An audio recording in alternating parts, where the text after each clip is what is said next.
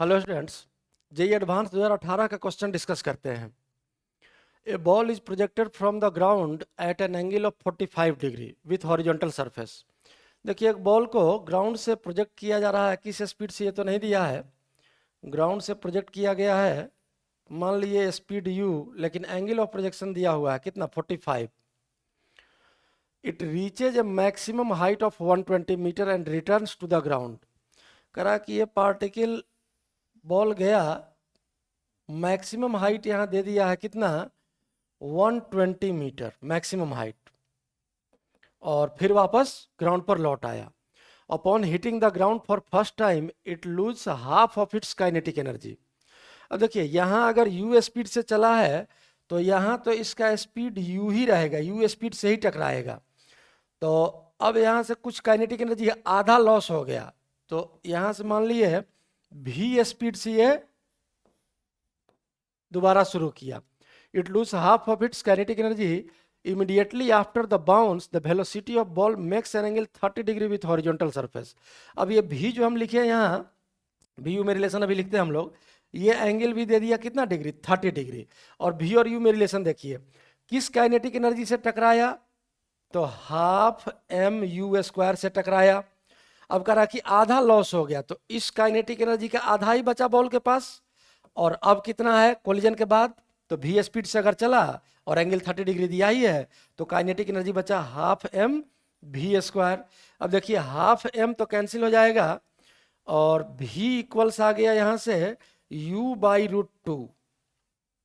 v equals u by root two. U का value अभी निकालेंगे, मैक्सिमम हाइट दिया हुआ है यहाँ। अब देखते हैं फाइनली सॉल्व क्या करना है। The maximum height it reaches after the bounce in metres. अब देखिए, सेकंड जो प्रोजेक्टाइल ये बनेगा, इसका मैक्सिमम हाइट निकालना है, ये h निकालना है, h का वैल्यू क्या होगा। तो सबसे पहले इस मैक्सिमम हाइट का फॉर्मूला हम लोग यूज कर लेते हैं। प्रोजेक्टाइल का मैक्सिमम हाइट आप लोग जानते हैं, फॉर्मूला 120 दिया हुआ है, u स्क्वायर, क्योंकि u है speed of projection, u square sine square theta, यहाँ थीटा दिया हुआ है कितना, 45 डिग्री, तो साइन स्क्वायर 45 डिग्री और डिवाइड बाई 2g, 2 इंटू जी को 10 ले लेते हैं, तो ये हो जाएगा 20। Sine square 45, sine 45 1 by root two, तो साइन स्क्वायर 45 1 बाई टू, तो ये 40 हो गया। तो यू स्क्वायर इक्वल्स